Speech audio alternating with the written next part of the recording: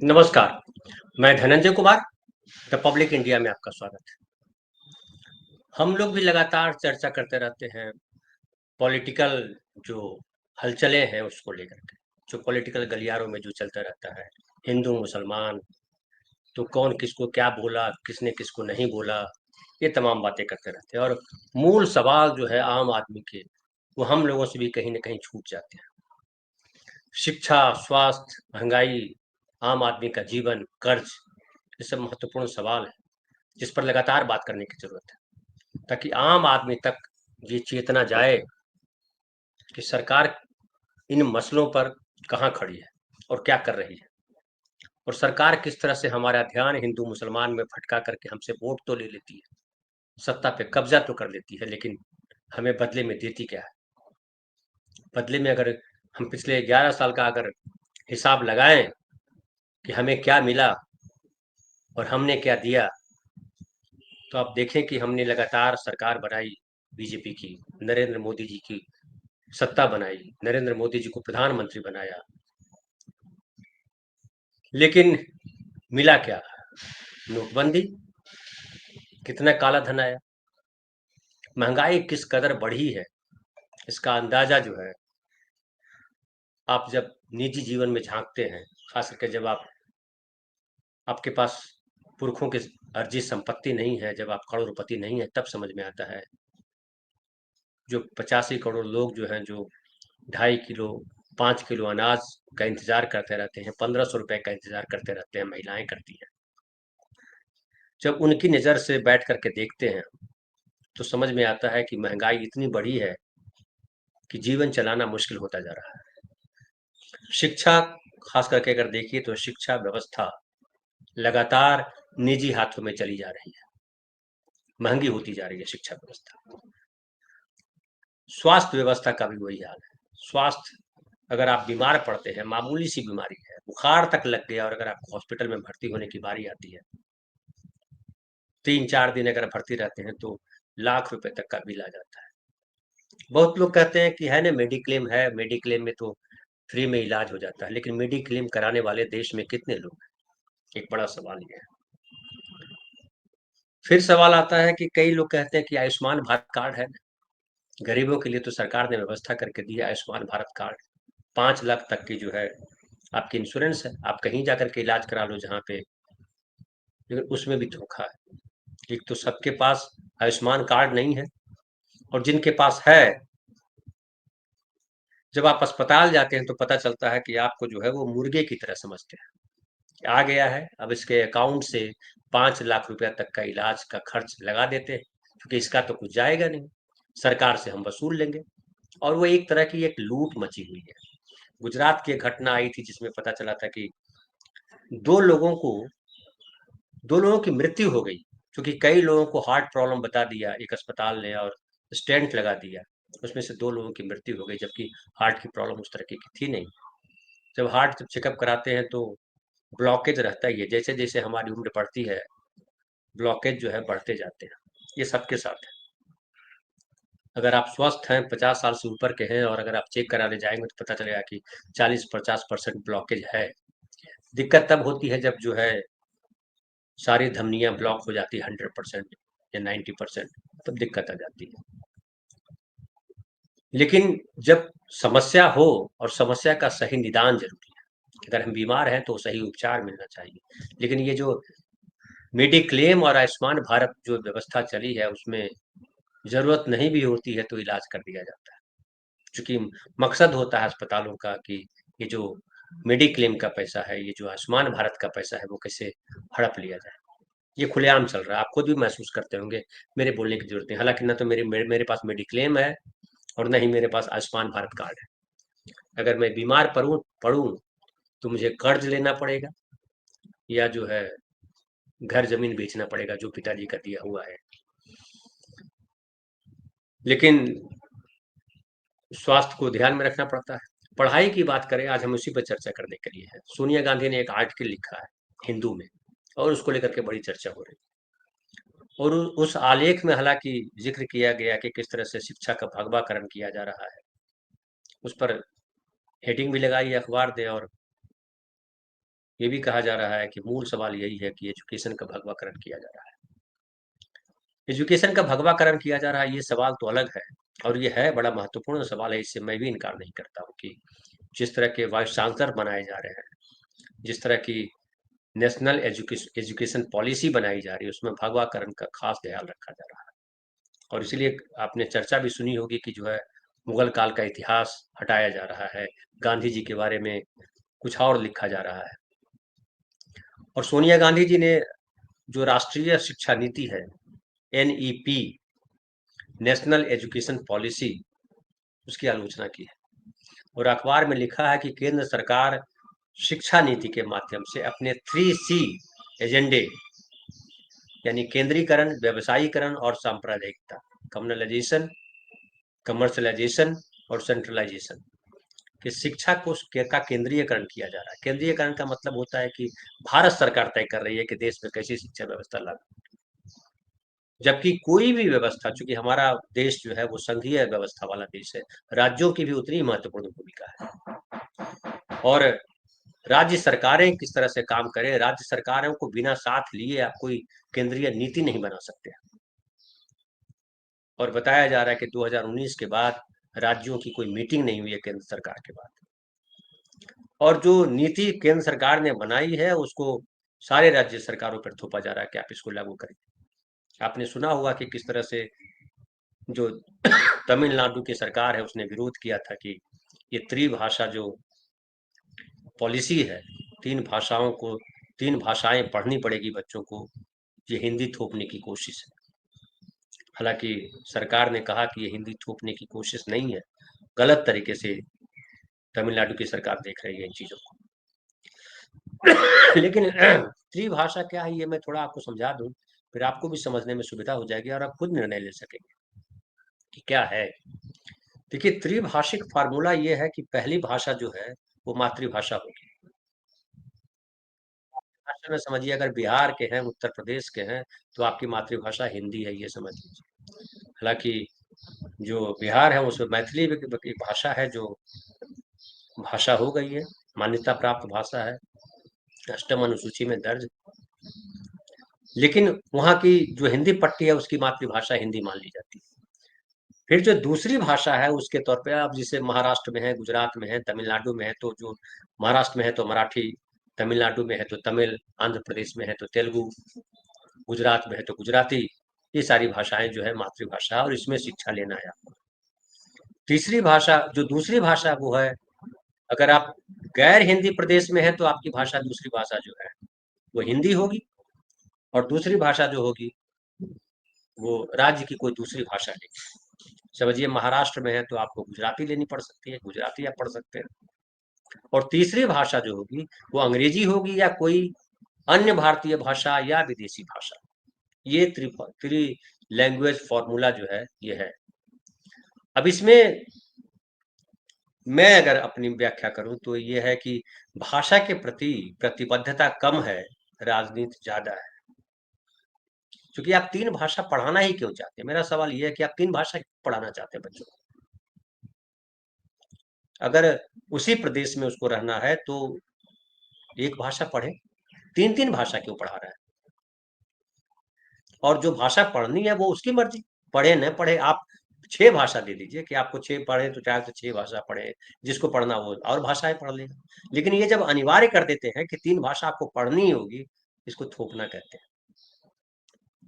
और हिंदी पढ़े या इंग्लिश पढ़े या कौन सी भाषा पढ़े, ये आम आदमी के या जो पढ़ने वाले लोग हैं, जो बच्चे हैं, उनके माता पिता हैं, उन पर छोड़ा जाना चाहिए। स्थानीय भाषा मजबूत हो या न हो, उस बच्चे के माता पिता की जिम्मेदारी है कि वो समझे कि वो, समझिए महाराष्ट्र में रह रहा है तो क्यों अनिवार्य कर रहे हैं कि मराठी आपको पढ़नी ही पड़ेगी?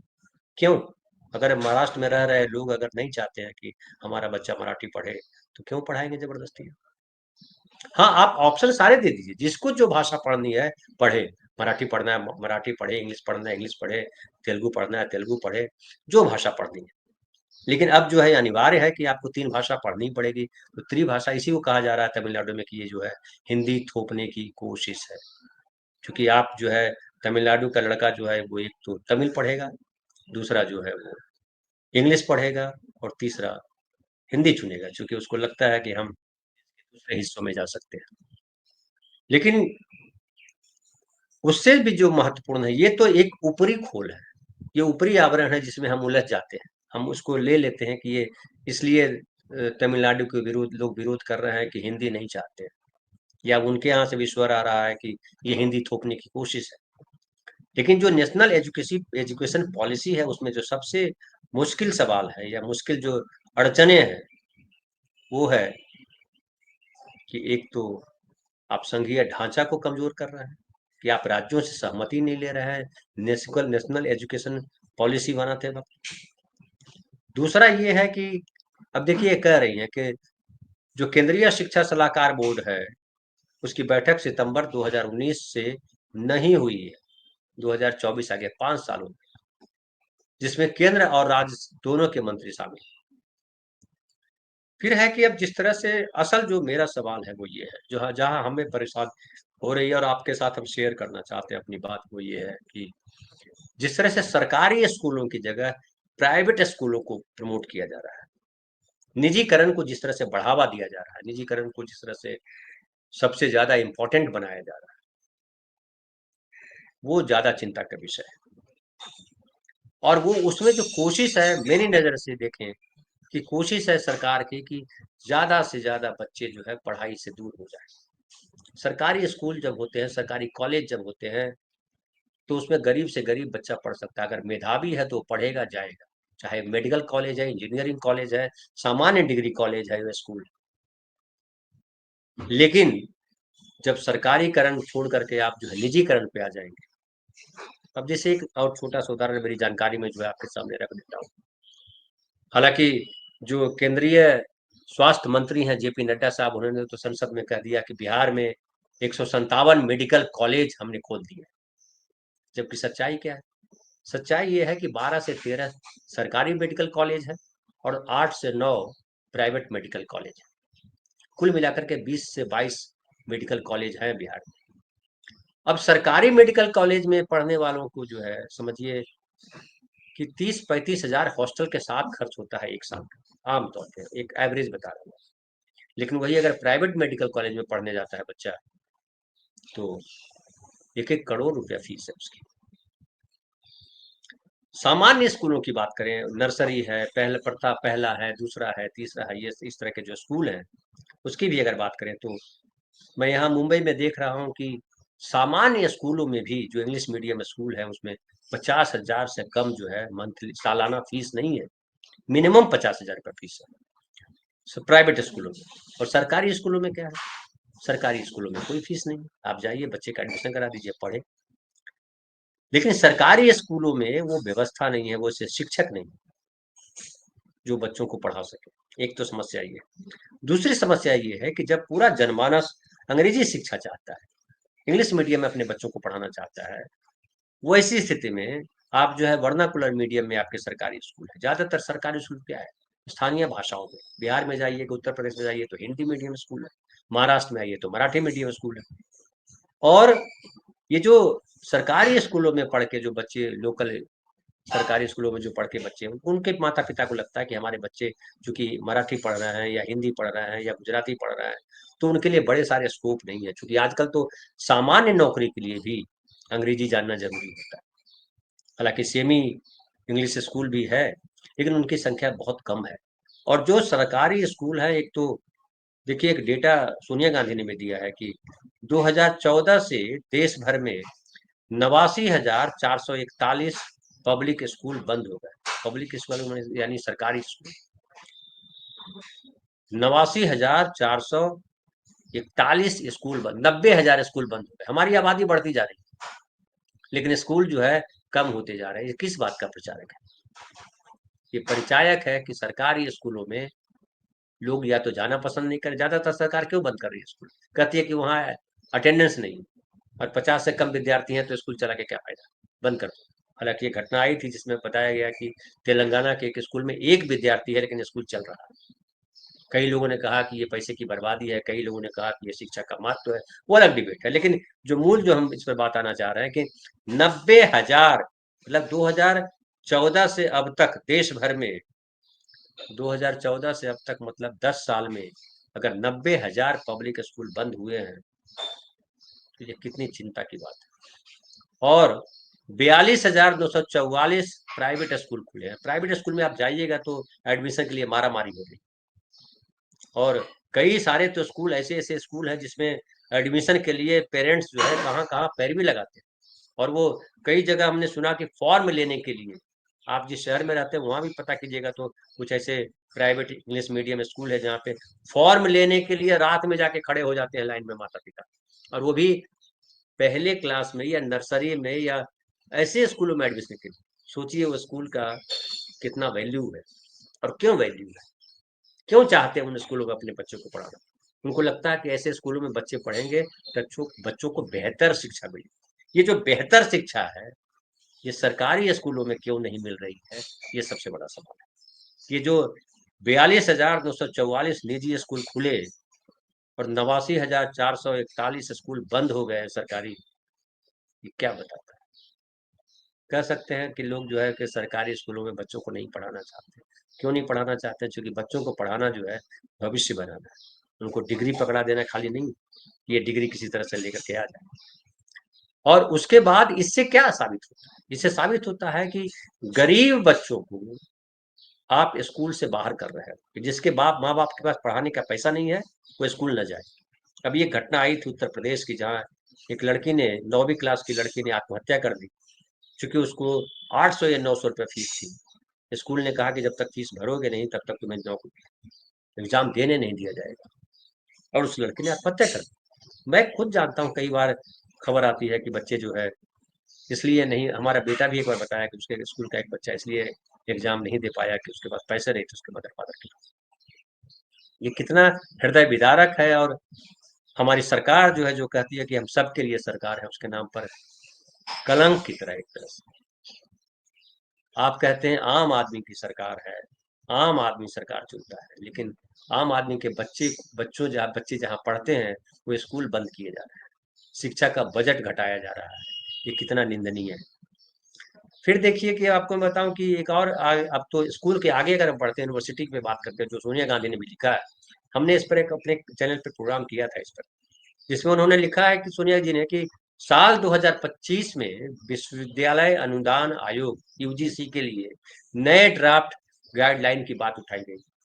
राज्य विश्वविद्यालयों में कुलपतियों के चयन में राज्य सरकारों की भूमिका को लगभग समाप्त कर दिया गया। पहले जो यूनिवर्सिटी के जो हालांकि कुलपति तो चुनते हैं वही जो राज्यपाल होते हैं, लेकिन उसमें राज्य सरकार की भूमिका होती थी। वो नाम तय करके देते थे कि इनमें से जिनका चयन किया जाए, उनमें भूमिका होती थी उनकी। अब वो खत्म कर दिया गया, राज्यपाल जिसको चाहे नियुक्त कर देगा। और आपने सुना होगा कि अब वो भी जरूरी नहीं रह गया कि पढ़ाया हो, लेक्चरर रहा हो, प्रोफेसर रहा हो, उसकी भी आवश्यकता नहीं, किसी को भी कुलपति बनाया जा सकता है। और इस पर आरोप लगातार लग रहा है कि ये इसलिए किया जा रहा है ताकि संघियों की भर्ती की जाए, आरएसएस के लोगों की भर्ती की जाए उसमें।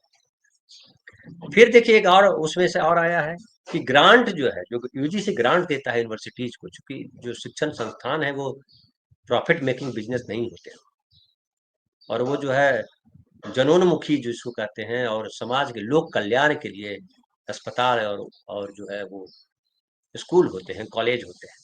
तो यूजीसी जो ग्रांट दिया करता था, अब ये आ गया है कि केंद्र सरकार ने कहा है कि उच्च शिक्षा फाइनेंसिंग एजेंसी HEFA,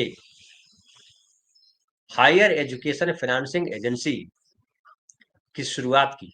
विश्वविद्यालयों को HEFA से बाजार ब्याज दरों पर लोन लेने के लिए मजबूर किया जा रहा है। हमने एक प्रोग्राम किया था, उसमें बताया था कि जवाहरलाल यूनिवर्सिटी को मजबूरी हो गई है कि वो अपनी जमीनें बेचे ताकि अपना खर्च चला सके। और जिनके पास जमीनें नहीं है वो क्या करेंगे? वो कर्ज लेंगे, जो कर्ज की व्यवस्था है। और ये कर्ज चुकता कहाँ से होगा? चूंकि इंटरेस्ट भी देना है, कर्ज भी चुकाना है, इंस्टॉलमेंट चुकाना है, ये कहाँ से चुकता होगा? तो जो विद्यार्थी वहां पढ़ने आएंगे उनकी फीस बढ़ाई जाएगी, और फीस बढ़ाने के बाद जो है, अब बताइए, उससे वसूला जाएगा छात्रों से।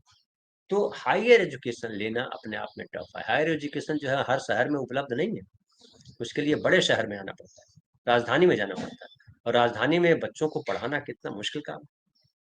तो ये है। और इसमें कहा जा रहा है कि जो ग्रांट की मांग पर अपनी 364वीं रिपोर्ट में संसदीय स्थायी समिति ने पाया, इन लोन का 78 से 100% हिस्सा विश्वविद्यालयों के छात्रों की फीस से चुकाया जा रहा है। ये क्या है? ये शिक्षा से आम आदमी को दूर किया जाना है, जबकि जो भाजपा के लोग हैं वो बड़े खुश हैं।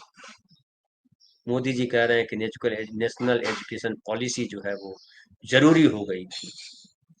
मैं थोड़ा सा हिस्सा, हालांकि मैं लंबा हो रहा है लेकिन मैं थोड़ा सा हिस्सा मैं बताना चाहता हूँ जो प्रधानमंत्री जी कह रहे हैं। एक नया वो लाए हैं, प्रधानमंत्री school for rising India, PM Shri उसका नाम दिया गया। और ये कहा जा रहा है कि ये जो बुनियादी जो स्कूलों में जो शिक्षा और बुनियादी ढांचे हैं उनकी गुणवत्ता में सुधार के लिए योजना शुरू हुई और हर ब्लॉक से 2 स्कूल को चुना जाएगा और उसको पीएम श्री वो लगाएंगे और उनको अलग ग्रांट मिलेगा, अलग तरीके से जो है उनको पैसे मिलेंगे। और कहा जा रहा है कि इससे स्कूलों में प्रतिस्पर्धा आएगी, है ना। प्रति ब्लॉक यानी एक ब्लॉक से, एक तालुका से, एक प्रखंड से अधिकतम 2 स्कूल, एक प्राथमिक और एक माध्यमिक या वरिष्ठ माध्यमिक स्कूल चुने जाते हैं। और पीएम श्री स्कूलों का चयन चैलेंज मोड के माध्यम से किया जाता है, जिसमें स्कूल अनुकरणीय स्कूल बनने के लिए प्रतिस्पर्धा करते हैं। मतलब हम सबसे बढ़िया स्कूल है, हमारे स्कूल जैसा और स्कूल बने। और लाभार्थी स्कूल धनराशि प्राप्त करने के लिए अपने नाम के साथ उपसर्ग पीएम श्री, यानी राजकीय मध्य विद्यालय फलाना है तो उसको लिखेंगे कि पीएम श्री राजकीय मध्य विद्यालय बिंद, ऐसा लिखेंगे वो। और केंद्रीय शिक्षा मंत्रालय के एक सर्वेक्षण के अनुसार 2023-24 में कई पीएम श्री स्कूलों में नामांकन की संख्या में उल्लेखनीय वृद्धि हुई। अरे भाई, यहाँ तो उल्लेखनीय वृद्धि हो गई है रेलवे स्टेशन पर टिकट लेने वालों की। ये उल्लेखनीय वृद्धि, इस पे संख्या देते हैं, संख्या नहीं देते हैं, डेटा नहीं आता, उल्लेखनीय वृद्धि। अब उल्लेखनीय वृद्धि आप भाषा समझते रहिए। फिर जो है जिस तरह से इन्होंने पीएम जी बता रहे हैं, शिक्षा मंत्रालय बताया है कि 14,500 मौजूदा स्कूल शामिल होंगे इसके तहत, पीएम श्री के तहत, और जिन्हें नई शिक्षा नीति 2020 की मुख्य विशेषताओं को दर्शाने के लिए पुनर्विकसित किया जाए। अब देश में कितने स्कूल हैं आपको पता है? कुल कितने स्कूल होंगे, आइडिया लगाइए। और आप पाएंगे कि हमारे देश में कुल मिलाकर के, मैं आपको वो भी बताऊंगा कि प्रधानमंत्री जी इसको लागू करते समय क्या कर रहे हैं। जो 2021 की जो रिपोर्ट है उसके आधार पर बता रहा हूँ।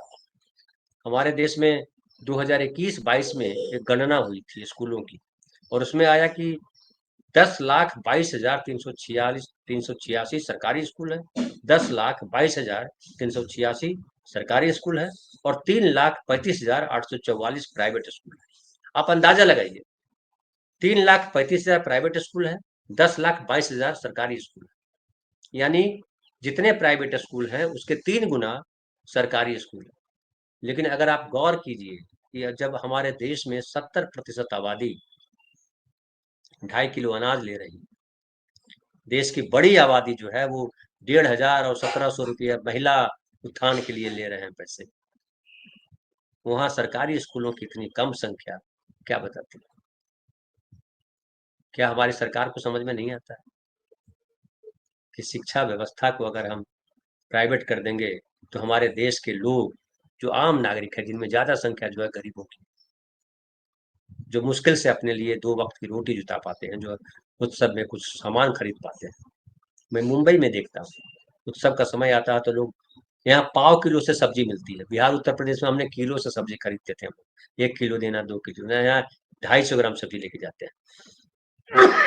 और प्रधानमंत्री जी कह रहे हैं कि जो हमारी जो एजुकेशनल नई पॉलिसी है, एजुकेशन नई नई पॉलिसी है, उसमें वो कहते हैं कि हमें अपने स्टूडेंट्स को 21वीं सदी की स्किल्स के साथ आगे बढ़ाना है। उनकी डिग्री का नहीं पता है, पूछिएगा भी मत, ये तो केस मुकदमा हो जाएगा, केस मुकदमा भी होने लगा। मतलब बताइए, ऐसे प्रधानमंत्री हैं जिनकी डिग्री का पता ही नहीं है। डिग्री डिग्री तो लोग बताते हैं, डिग्री हर जगह मांगी जाती है, आप कोई भी नौकरी करिए, डिग्री डिग्री बताओ। प्रधानमंत्री डिग्री नहीं बताना चाहते, वो ज्ञान दे रहे हैं एजुकेशन पॉलिसी पर। वो कह रहे हैं कि ये 21वीं सदी की स्किल्स क्या होंगी, वो ये होंगी, वो स्किल्स बता रहे हैं। शिक्षा पॉलिसी क्या होनी चाहिए वो बता रहे हैं। Critical thinking, creativity, collaboration, curiosity और कम्युनिकेशन, ये 5 बिंदु हैं स्किल्स के। कितना गहन शोध करके लाए हैं प्रधानमंत्री जी, इसमें हिंदी में एक शब्द नहीं है। क्रिटिकल थिंकिंग, चूंकि वो सी से मिलाते हैं, सी से क्रिटिकल थिंकिंग, सी से क्रिएटिविटी, सी से कोलैबोरेशन, सी से क्यूरियोसिटी, सी से कम्युनिकेशन, 5 C। कितना अच्छा लगता है सुनने में। प्रधानमंत्री हमारे इतना बढ़िया भाषा बोलते हैं। अंग्रेजी हमारे देश की भाषा नहीं है, वो हिंदी थोपना चाहते हैं दूसरे प्रदेशों में, लेकिन वो इंग्लिश के टर्मिनोलॉजी इस्तेमाल करते हैं। Critical thinking, creativity, collaboration, curiosity, communication, सुनने में कितना अच्छा लगता है। अरे बाप रे, इतना गहन विचार करके शिक्षा पॉलिसी तय कर रहे हैं। क्या पहले की पढ़ाई में ये सब नहीं थी? पहले की शिक्षा नीति में ये सब नहीं था? वहां क्रिटिकल थिंकिंग नहीं थी क्या? वहां क्रिएटिविटी नहीं थी क्या? वहां कोलैबोरेशन नहीं था क्या? वहां क्यूरियोसिटी नहीं थी क्या? वहां कम्युनिकेशन नहीं था? ये सवाल है। आप सवाल खुद अपने आप से कीजिए और जो है प्रधानमंत्री के गुण गा रहे हैं उनसे पूछिएगा। फिर वो कह रहे हैं कि एनईपी को, यानी नेशनल एजुकेशन पॉलिसी को इसी तरह तैयार किया गया है ताकि सिलेबस को कम किया जा सके। वो सुनते हैं ना कि बस्ता भारी हो गया है, बैग इतना भारी टंगा रहता है कि पूछिए मत, है ना? तो सिलेबस को कम किया जा सके और फंडामेंटल चीजों पर ध्यान केंद्रित किया जा सके।